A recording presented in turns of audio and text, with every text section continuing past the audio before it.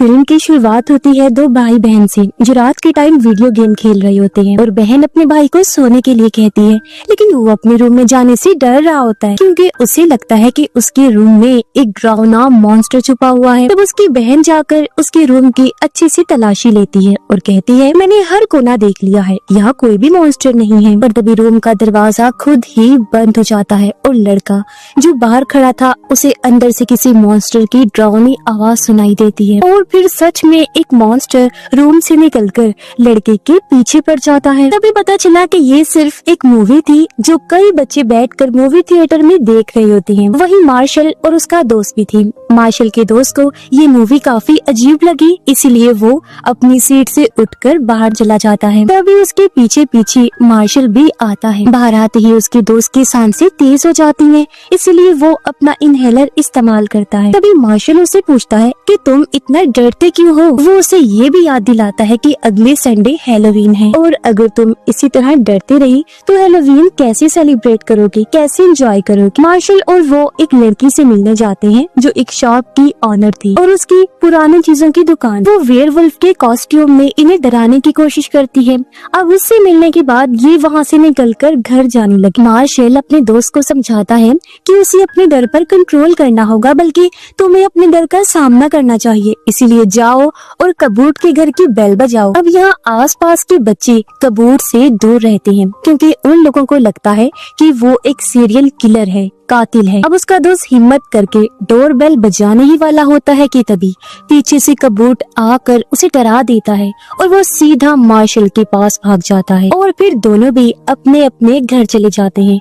रात को मार्शल जब अपने घर पर था तो उसकी मॉम अपने दोस्त को बुला लेती है और वो दोनों मिलकर खाना खाते हैं। उसके आने से मार्शल को बहुत बुरा लगा, इसीलिए वो गुस्से में आकर खाना बीच में ही छोड़कर अपने रूम में आ जाता है। कुछ देर बाद मार्शल की मॉम उससे बात करने के लिए रूम में आ जाती है। उनका कहना था कि मैं भी अपनी जिंदगी में आगे बढ़ना चाहती हूँ। इतना बोलकर वो वहाँ से चली जाती हैं। तभी मार्शल को अपनी वॉकी टॉकी पर हल्की सी आवाज आने लगती है जो और किसी की नहीं उसके दोस्त की थी, जो कह रहा था, मार्शल जल्दी से खिड़की से बाहर देखो, क्योंकि ये दोनों एक ही जगह पर रहते थे और आज भी उसके दोस्त की आवाज से लग रहा था कि वो काफी घबराया हुआ है। मार्शल जल्दी से विंडो के पास जाता है और जब वो बाहर झांकता है तो उसकी नजर कबूट के घर पर जाती है जहाँ दो आदमी एक बड़ा सा बॉक्स अंदर ले जा रहे होते हैं। अब बॉक्स देखते ही उसका दोस्त काफी घबरा जाता है क्योंकि उसे लगता है कि ये पक्का किसी की लाश होगी, लेकिन मार्शल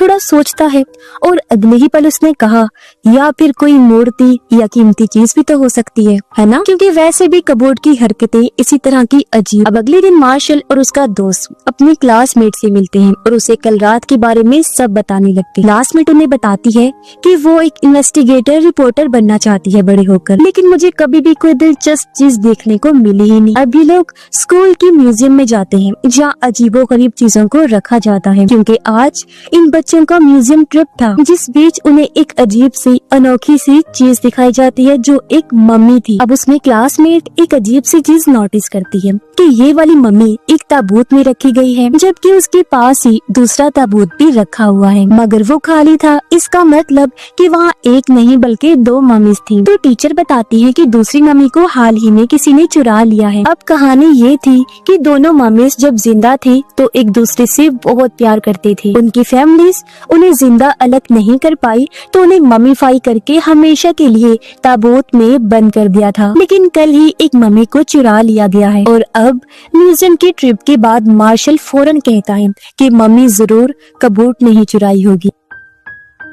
ये सुनकर क्लासमेट सीरियस हो गई। पूछती है, अच्छा ये बताओ, जो बॉक्स तुमने देखा कबूट के घर आता हुआ वो कितना लंबा था? उस बॉक्स को उठाने के लिए कितने लोगों की जरूरत पड़ी? जैसे जैसे मार्शल जवाब देता है क्लासमेट का शक पक्का होने लगा कि मम्मी उसी बॉक्स में। अब वो लोग एक प्लान बनाते हैं। रात होती है, कबूट जैसे ही अपने घर से निकलता है तीनों बच्चे फ्लैश लाइट लेकर उसकी बेसमेंट में घुस जाते हैं। और मार्शल का दोस्त वो काफी डरा हुआ था, इसीलिए एक रोशनदान के पास चिपक कर खड़ा होता है, लेकिन तभी उसकी नजर एक बड़ी सी बॉक्स पर पड़ती है जो चादर से ढका हुआ था। धीरे धीरे वो चादर हटा देता है।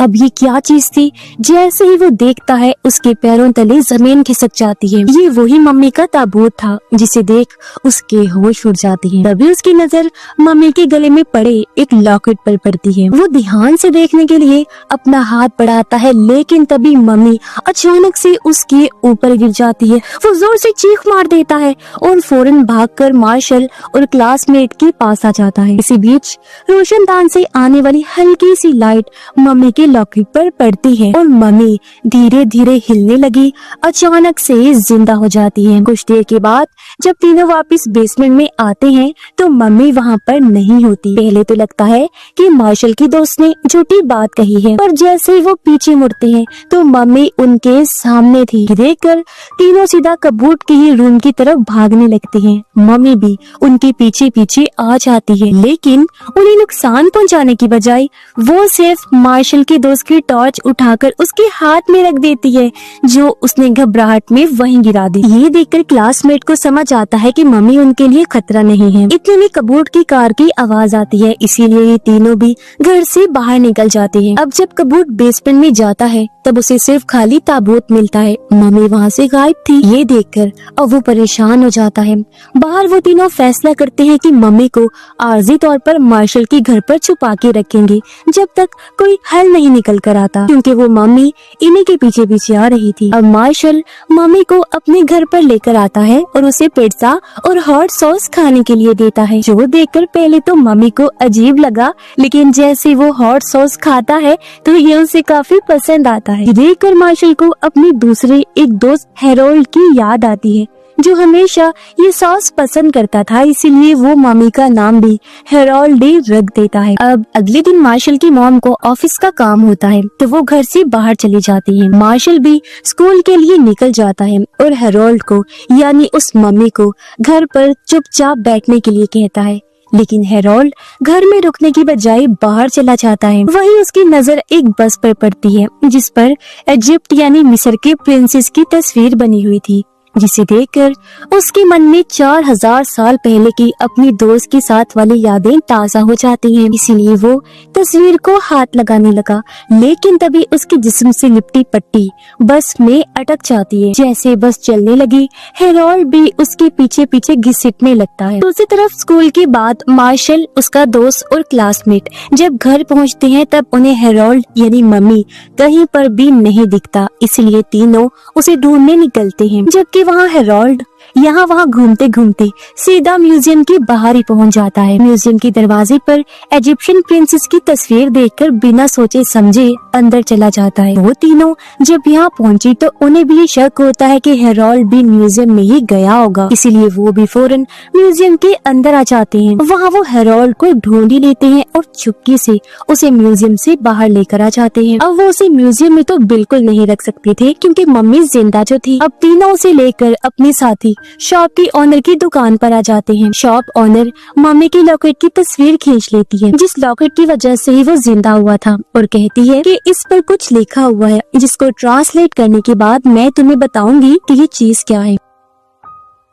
दूसरी तरफ कबूट एक औरत से मिलता है जिसने मम्मी चुराने में उनकी मदद की थी, लेकिन मम्मी तो गायब हो गई थी। जो चीज हालांकि कबूट उसे बताता भी है, लेकिन उसका कहना था कि मैं कुछ नहीं जानती, मुझे जल्द से जल्द पैसे चाहिए, और वहाँ से जाने के लिए कहती है। उधर शॉप ऑनर लॉकेट पर लिखे गए वर्ड्स को गूगल वगैरह की मदद से ट्रांसलेट करती है और उसे समझ आ जाती है। वो उन तीनों को बताती है कि इस लॉकेट पर लिखा हुआ है कि चांद की रोशनी मम्मी को जिंदा कर सकती है, लेकिन एक बात, जिंदा होने के बाद उसको सिर्फ 3 दिन के अंदर वापस अपने ताबूत में जाना होगा, वरना वो धूल बन जाएगा। अब हेरोल्ड को जिंदा हुए 2 दिन हो चुके थे, मतलब सिर्फ 1 दिन बचा था। अब ये लोग जल्दी से कबूट के घर पर जाते हैं उसके बेसमेंट चेक करने के लिए, पर वहाँ उसका ताबूत नहीं था। पता चलता है कि कबूट ने उसे किसी और जगह पर भेज दिया है। तभी बेसमेंट में कबूट को मार्शल के दोस्त का इनहेलर मिलता है, जो आखिरी बार यहाँ गिर गया था।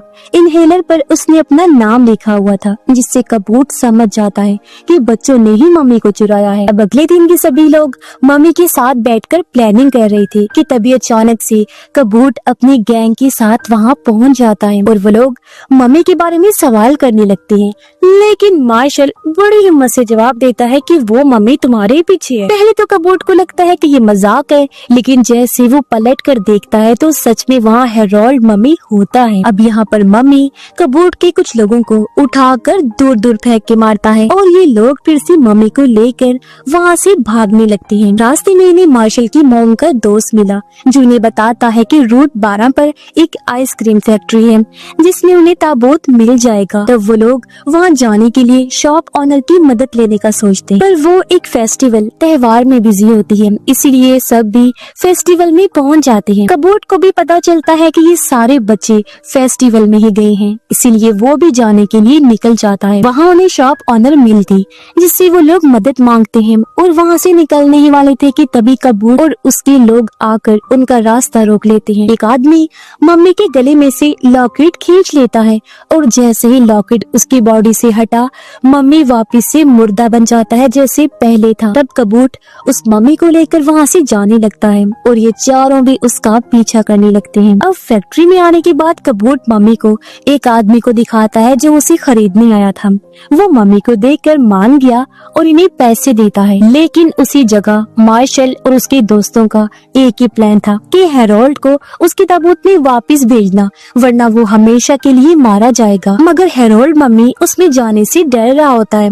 तभी मार्शल उसे कुछ समझाता है और हेरोल्ड भी हिम्मत रख के आगे बढ़ता है, लेकिन तभी मार्शल को कबूट के आदमी पकड़ लेते हैं। मार्शल का दोस्त रस्सी पर लटक कर लॉकेट पकड़ने की कोशिश करता है और तभी मार्शल लॉकेट पहले ही पकड़कर उसे हेरोल्ड मम्मी की तरफ फेंक देता है। जैसे ही लॉकेट हेरोल्ड के गले में जाकर गिरता है, एक बार फिर से मम्मी जिंदा हो जाता है। उसके जिंदा होते ही अब बस फिर क्या था, वो कबूट के सारे लोगों को मजा चखाने लगता है। उन्हें उठा कर दूर पटक पटक के मारता है, बुरी तरह से पीटने लगा। इसके बाद ही सभी लोग उनको एक रस्सी से बांध देते हैं और जल्दी से म्यूजियम की तरफ भागते हैं। अब म्यूजियम में आने के बाद हेरोल्ड अपनी दोस्त को जिंदा कर देता है और दोनों भी एक दूसरे को देखकर गले मिलते हैं और आखिरी बार सुकून की सांस लेते हैं, जिसके बाद वो दोनों भी अपने अपने ताबूत में जाकर लेट जाते हैं, हमेशा की नींद सोने के लिए। इसके बाद खबरों में दिखाया जाता है कि एक मम्मी अपने आप ही म्यूजियम आकर ताबूत में लेट गई है, जो काफी हैरान कुन खबर थी और ये हेरोल्ड की ही बात हो रही थी। साथ ही मम्मी को चुराने वाले चोर यानी कबूट और उसके साथ ही भी पकड़े गए थे। मार्शल और उसकी मोम का दोस्त भी अच्छे दोस्त बन गए थे, क्योंकि मार्शल को भी समझ आ गई थी कि वो एक अच्छा इंसान है और मेरी मोम का हमेशा बहुत अच्छे से ध्यान रखेगा। और ये लोग खुशहाल फैमिली की तरह रहने का फैसला करते हैं और इसी हैप्पी एंडिंग के साथ ही इस फिल्म की कहानी